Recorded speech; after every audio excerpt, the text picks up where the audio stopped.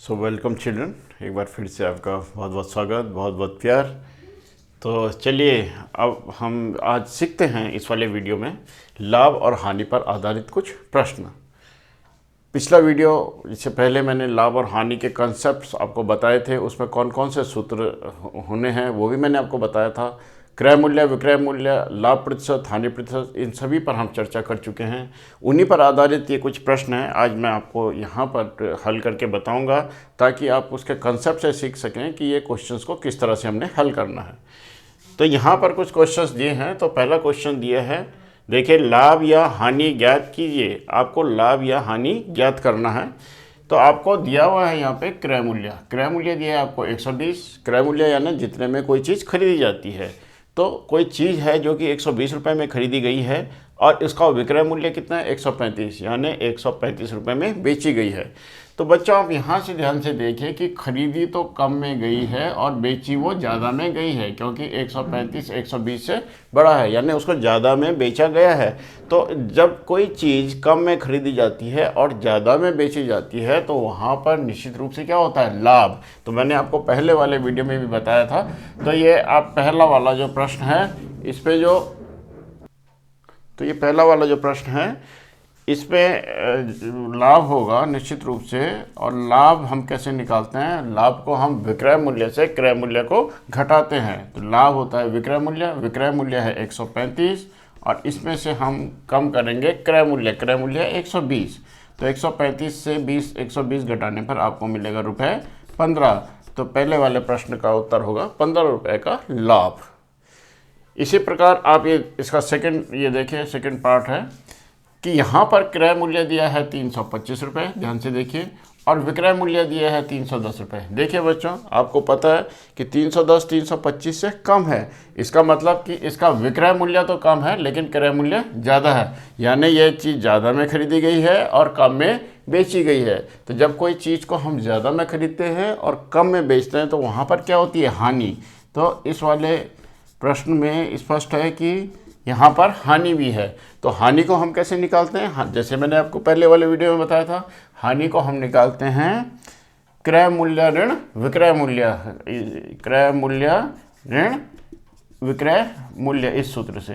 तो आपको पता है क्रय मूल्य यहाँ पर है 325 रुपये और विक्रय मूल्य है 310 रुपये। तो 325 से 310 को आप कम करेंगे तो आपको आएगा रुपये 15। तो 15 रुपये का यहाँ पर हानि भी है। इसी प्रकार आप यहाँ देखिए, तीसरे वाले प्रश्न में विक्रय मूल्य 815, क्रय मूल्य 800। तो यहाँ पर आपको पता है कि विक्रय मूल्य ज़्यादा है और क्रय मूल्य कम है, तो यहाँ पर लाभ होगा। तो आप 815 में से 800 घटा करके इसका लाभ निकाल सकते हैं। तो ये बाकी के प्रश्न आप ये फोर्थ पार्ट इसका स्वयं कर लीजिए, क्योंकि आपको अब कंसेप्ट क्लियर हो गया होंगे। अभी मैं आपको क्वेश्चन नंबर 2 पर डिस्कस करते हैं हम। तो देखिए बच्चों, सेकंड नंबर के क्वेश्चन में कि फर्नीचर विक्रेता ने एक सोफ़ा रुपये 4,850 रुपये में बनवाया, उसे उसने 5,300 में बेचा। बताइए उसे कितने रुपए का लाभ या हानि हुई।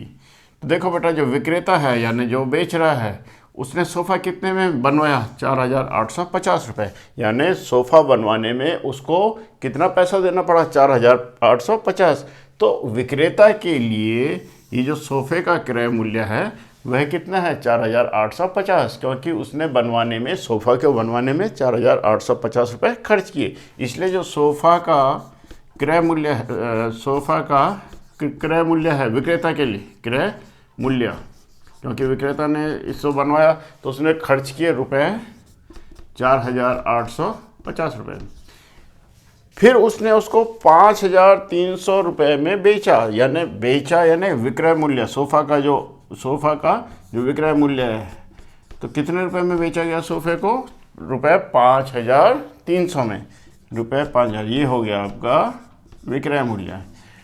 अब आप देखिए, जब विक्रय मूल्य ज़्यादा है और क्रय मूल्य कम है तो निश्चित रूप से यहाँ पर विक्रेता को लाभ हुआ होगा। तो अब हम इसका लाभ निकालेंगे। तो यानी विक्रेता को लाभ हुआ। लाभ कितने रुपए का हुआ, लाभ हम कैसे निकालते हैं, विक्रय मूल्य में से क्रय मूल्य को घटा देते हैं। यानी हम 5,300 में से 4,850 को घटा देंगे, ठीक है। तो अब आपको पता है कि इसको घटाने के बाद में कितना आएगा, ये आएगा ₹450। ये इस तरह से जब आप इसको घटाएंगे तो आपके पास आएगा ₹450। तो यानी विक्रेता को सोफ़ा बेचने में कितने रुपए का लाभ हुआ, ₹450 का लाभ हुआ। इसी प्रकार चलिए अब क्वेश्चन नंबर 3 करते हैं। तो क्वेश्चन नंबर 3 में आपके पास में ये दिया हुआ है कि क्रय मूल्य 570 और लाभ ₹80 है, तो विक्रय मूल्य बताइए। अब यहाँ पर आप देखिए ध्यान से कि हमें दिया गया है क्रय मूल्य और ये दिया गया है ₹570, किसी चीज़ का क्रय मूल्य, यानी इतने में कोई चीज़ खरीदी गई और उसको बेचने के बाद जो लाभ हुआ वो है ₹80। अब हमें क्या बताना है, विक्रय मूल्य। तो यहाँ ध्यान से देखिए बच्चों, हमें क्रय मूल्य पता है, लाभ पता है और निकालना है हमें विक्रय मूल्य। अब आपको अच्छे से मालूम है कि जो लाभ का सूत्र होता है, तो लाभ, क्योंकि इसमें तीन चीज़ें हैं, विक्रय मूल्य, क्रय मूल्य और लाभ, तो हम ऐसे सूत्रों को लगाएंगे जिसमें तीनों हैं। तो लाभ बराबर होता है विक्रय मूल्य ऋण क्रय मूल्य, विक्रय मूल्य ऋण क्रय मूल्य। तो आप देखिए लाभ कितना है, ₹80 और विक्रय मूल्य है, निकालना अभी दिया नहीं है, विक्रय मूल्य हमें निकालना है। और ऋण क्रय मूल्य कितना है, ₹570।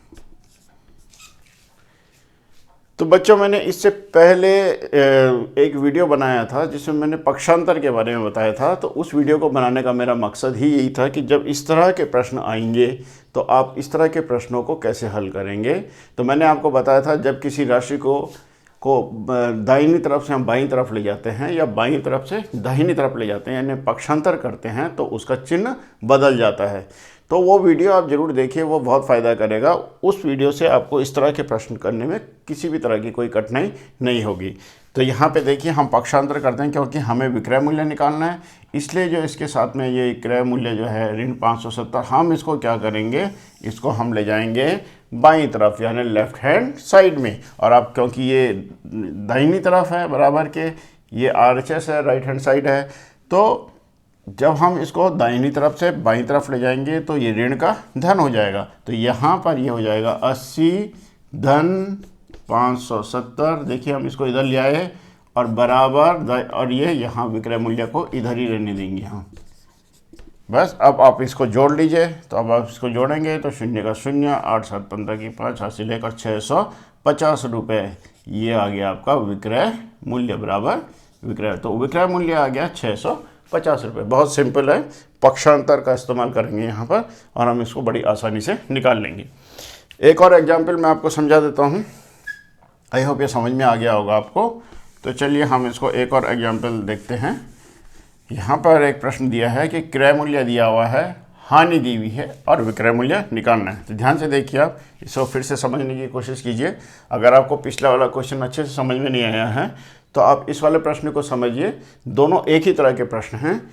तो यहाँ पर आपको दिया हुआ है क्रय मूल्य और ये दिया है ₹440 और दे रखा है आपको हानि, और हानि दी है आपको ₹40 और आपको निकालना है विक्रय मूल्य, विक्रय मूल्य ये आपको निकालना है। तो देखिए हम ऐसा सूत्र लेंगे जिसमें कि ये तीनों हो, हानि भी हो, विक्रय मूल्य भी हो और क्रय मूल्य भी हो।